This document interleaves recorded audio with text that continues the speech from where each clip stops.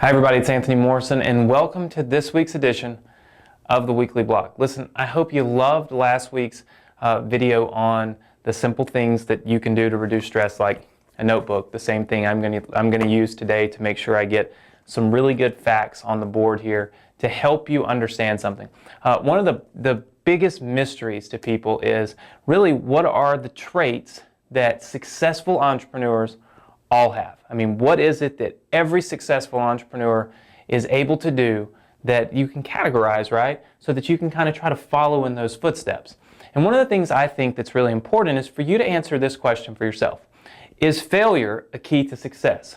Is it necessary sometimes to fail at something in order to have success? I mean, think about when you're a kid and you're riding your bike, right?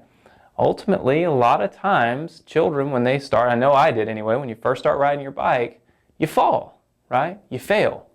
But you get back up, and you're more determined to get down the street or all the way to your mom or whatever it is that you're doing. You're more determined to get there because you failed, right?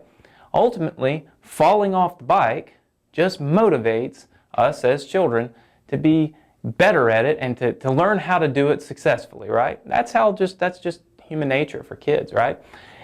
Business is a lot the same. Failure is a necessity for most people. If you ask most successful entrepreneurs, myself included, we've all failed at something.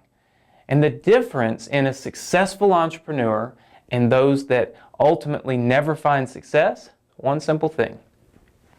Successful entrepreneurs have a short recovery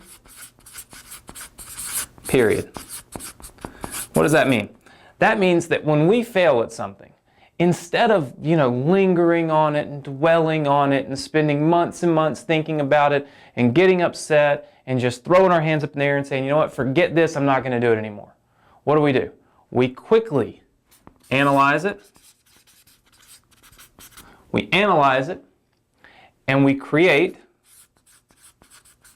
a plan to avoid it. So the first thing we do is instantly start analyzing what happened that made us fail.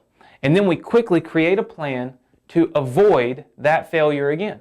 And what ultimately happens is we use that failure as a learning mechanism, as a way to learn what not to do. Ultimately, it's a bump in the road on this road to success, right?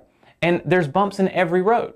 So you know that they're coming. You have to condition yourself. You have to condition your mind to know, I am going to have bumps in the road, failures. I'm going to write ads, put them on Facebook, and they're going to get disapproved. Or I'm going to write ads, and I'm going to put them on Google, and the clicks are going to cost so much that I don't make any money. I'm going to fail at it.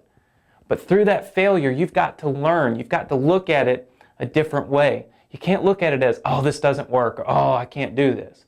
What you do is you look at it and you learn from it. What happened that caused that failure?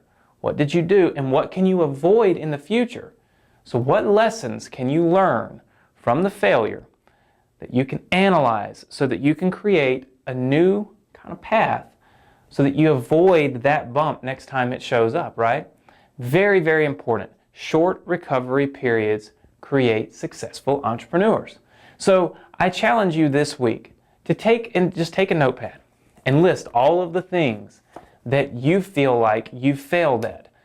Maybe in life, in certain businesses, certainly if it's in the internet marketing, affiliate marketing, e-commerce, internet business, right? Make a list of the things you failed at. And then instead of giving up on them, instead of saying, oh, I'm never going to do that again, start analyzing why you failed. And then create a plan of action to go right back and do it all over again, but do it a different way. Do it a way that avoids that failure, avoids that bump in the road, and use that as a learning mechanism instead of as a deterrent, instead of something that just kills your entrepreneurial spirit and kills your goals and all of the success that you want. Use it as a motivating factor. Just like we do as kids when we fall off the bike. We don't want to fall again.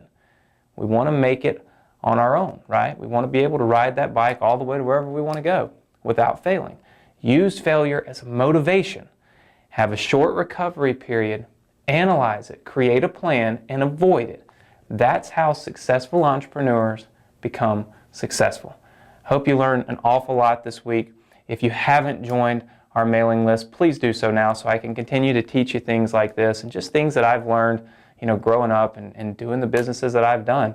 And then if you have a Twitter account or a Facebook account, look at the little buttons right below the video and click them. You can retweet this video, you can like it on Facebook, and make sure that you watch tomorrow for our weekly blog, the content version. It'll be emailed right to your inbox if you're a member of our newsletter. And also, join our live community. I encourage you to participate every single week. It's completely free. It's full of so many people that are willing and able to help you. People that have had failures, but that have created success from them, and they're willing to share it with you so that you can learn from their mistakes and avoid those bumps in the road. It's a great place. That's why I created AnthonyMorrison.com, and I hope you'll take advantage of everything that we have to offer here. And I look forward to seeing you right here next week on the Weekly Blog.